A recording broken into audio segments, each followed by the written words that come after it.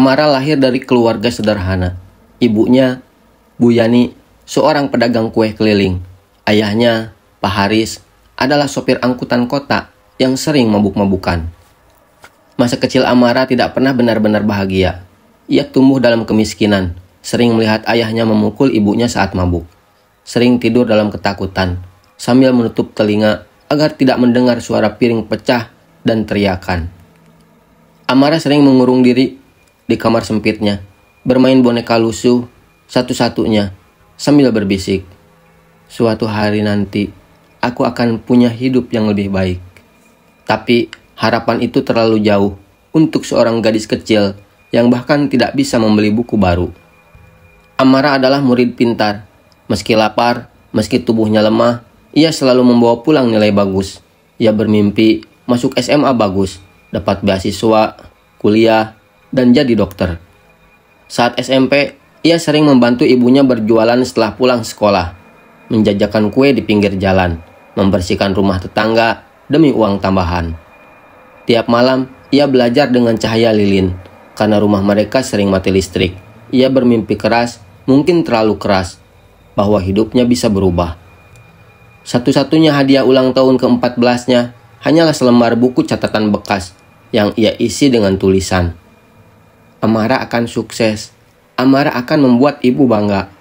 Ketika ia diterima di SMA Bintang Timur, sekolah yang dikenal untuk siswa-siswi berprestasi, Amara merasa harapannya mulai nyata. Ia berjanji pada dirinya, "Aku tidak akan jatuh cinta. Aku hanya akan fokus belajar." Namun, takdir tidak pernah ramah pada anak-anak yang terlalu berharap.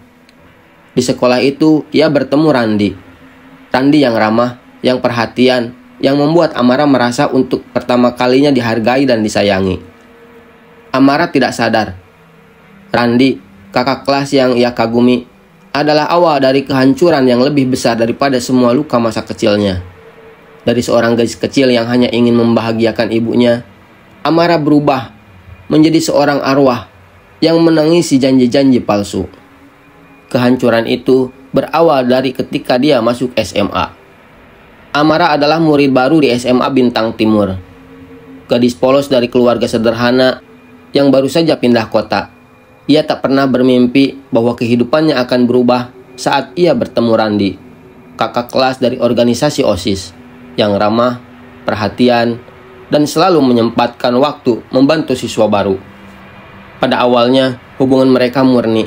Randi sering membantu Amara menyesuaikan diri di sekolah baru, membawakan buku, menemani saat pulang, membelikan es krim di kantin. Dari rasa kagum kecil, perlahan tumbuh benih cinta pertama di hati Amara.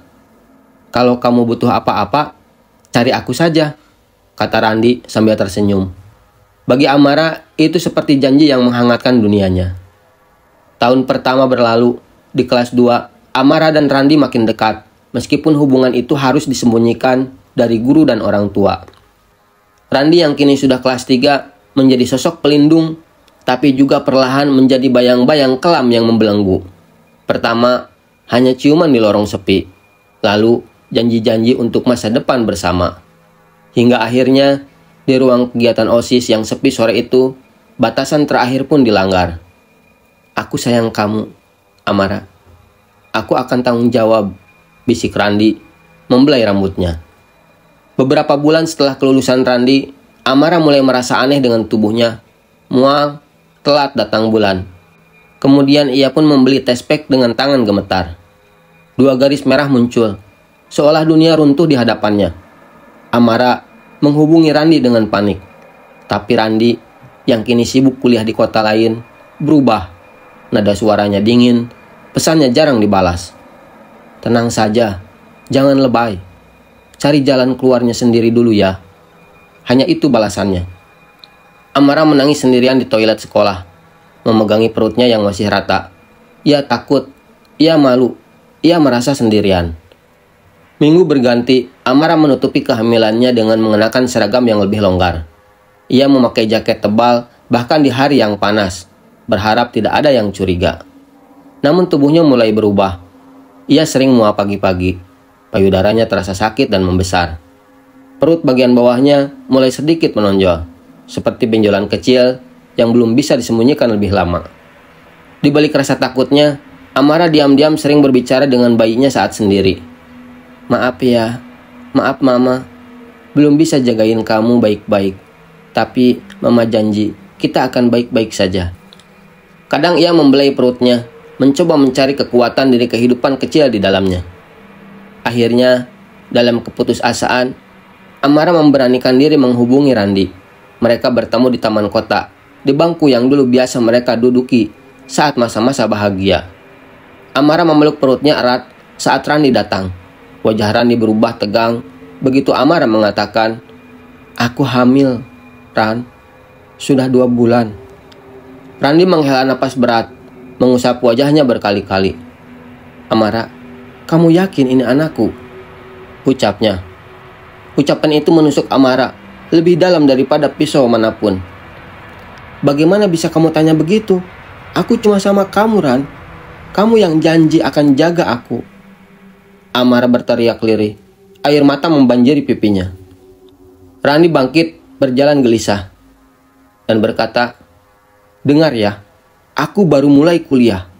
Aku belum siap jadi ayah. Kalau ketahuan, hidup kita dua-duanya hancur. Tapi ini anak kita. Aku mau lahirin dia, Ran," ujar Amara. "Kamu pikir gampang? Mau hidup miskin? Mau DO dari sekolah? Mau orang tua kamu malu? Mau orang lain ngatain kamu perempuan gak benar?" Randi malah balik bertanya. Debat itu berakhir dengan Randi mengusulkan sebuah jalan. "Ada cara buat beresin ini. Aku tahu orang yang bisa bantu." Amara menatap Randi, wajahnya hancur. "Beresin? Kamu mau aku ngebunuh anak kita, Ran?"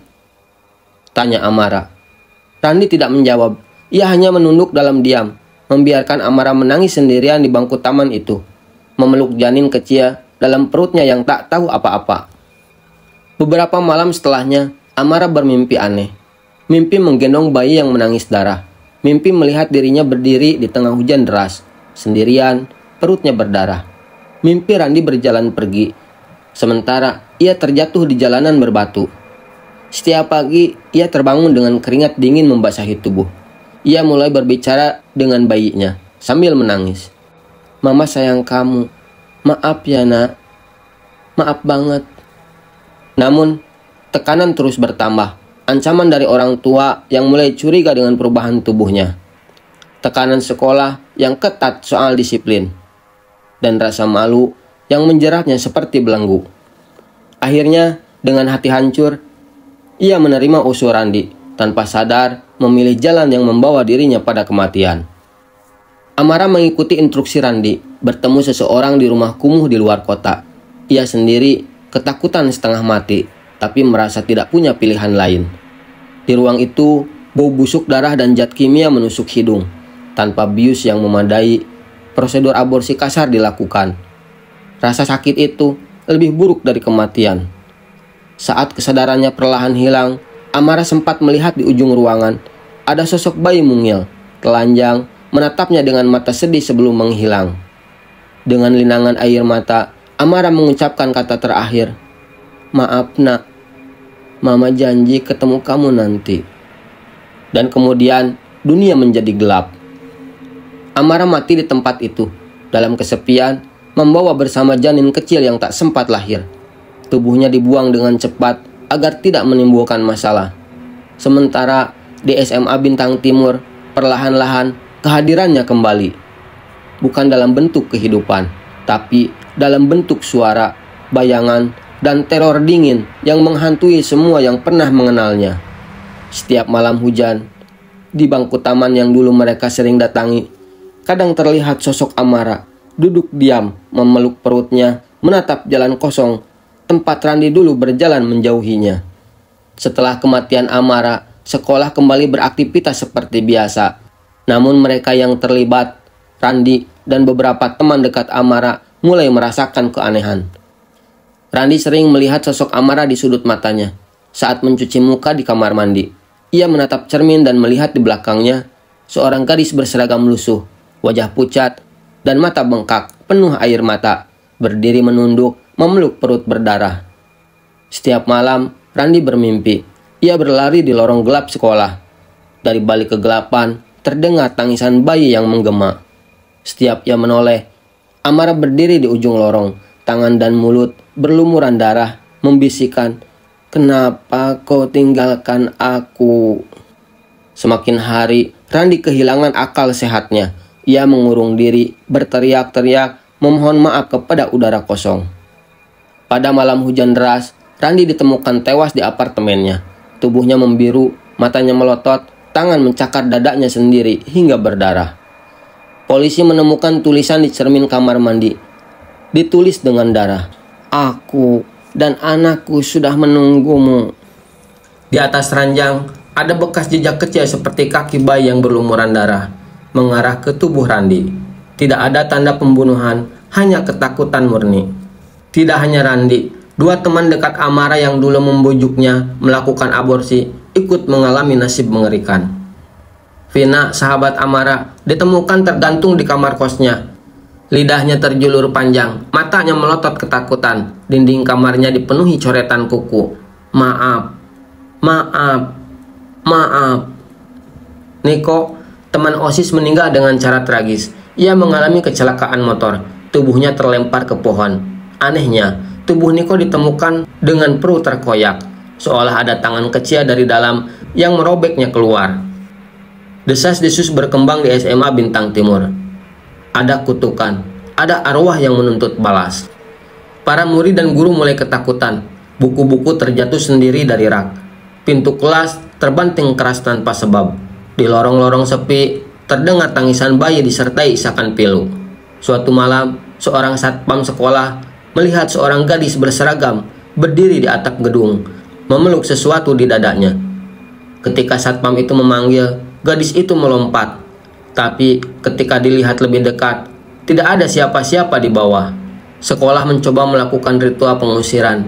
Mereka memanggil seorang ustadz, seorang pendeta, bahkan seorang paranormal. Tapi setiap ritual dilakukan, mereka hanya mendengar jeritan panjang dari dinding-dinding sekolah. "Kalian semua harus ikut aku." Malam itu, saat upacara pengusiran digelar, listrik padam. Seluruh sekolah diselimuti kegelapan mencekam. Murid-murid yang mengikuti ritual melihat sosok Amara. Bajunya compang-camping, penuh darah. Perutnya robek, mengeluarkan tangan mungil yang mencakar udara. Wajahnya dipenuhi air mata, namun matanya kosong, tak ada jiwa di dalamnya. Satu persatu yang terlibat dalam kematiannya jatuh. Ada yang kesurupan, ada yang hilang akal, berbicara sendiri, ada yang mendadak muntah darah hingga mati. Paranormal yang dipanggil bahkan pingsan sebelum sempat menyelesaikan mantranya. Amara sudah menjadi lebih dari sekedar arwah penasaran. Ia adalah kutukan hidup yang haus balas dendam. Setelah Randi dan teman-temannya mati, arwah Amara tidak berhenti. Ia mulai berburu siapa saja yang pernah menertawakan, menggunjing, atau bahkan sekedar menyindirnya dulu di sekolah.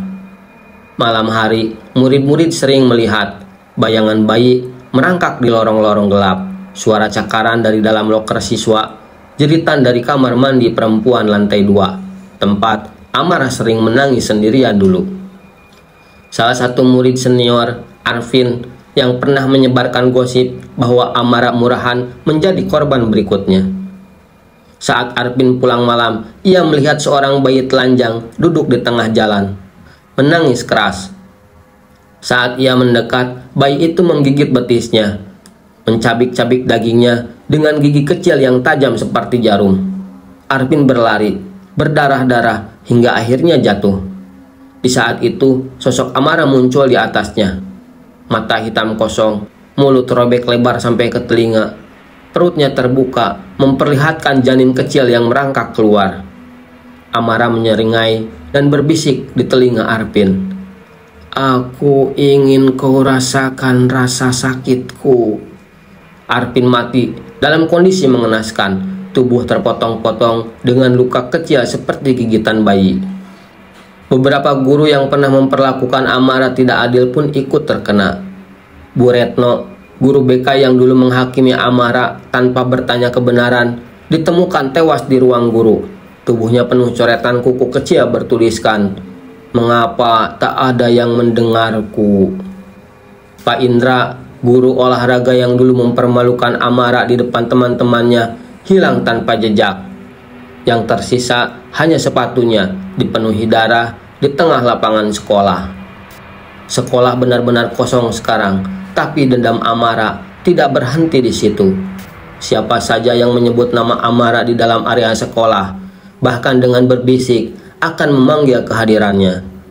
Dan kalau kau melihat bayangan bayi merangkak ke arahmu, sudah terlambat. Kau akan mendengar bisikan di telingamu, kau ikut mati bersamaku. Dan kemudian dunia akan menjadi gelap selamanya.